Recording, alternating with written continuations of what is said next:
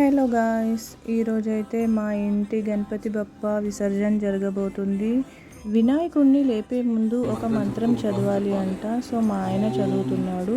యజ్ఞేన యజ్ఞ మయజంత దేవా తాని దర్శం దేహనాకం మహిమానః సదంతే యత్ర పూర్వే సాధ్యాః సంతి దేవాః శ్రీ సిద్ధి బుద్ధి సమేత సిద్ధి వినాయక స్వామిన్ యథాస్థాని ముద్వాసయామి. ఈ మంత్రం చెప్తూ 24 అవర్స్ వినాయకుడిని ఇంట్లో కూర్చోపెట్టుకొని నిమజ్జనం చేయాలి అంటే చాలా బాధగా అనిపిస్తుంది కదా. గణపతి బప్ప మోరియా,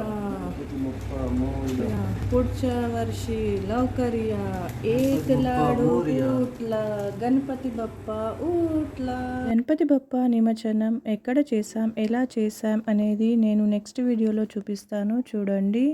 గణపతి బప్ప మోరియా. Bye bye Ganesha.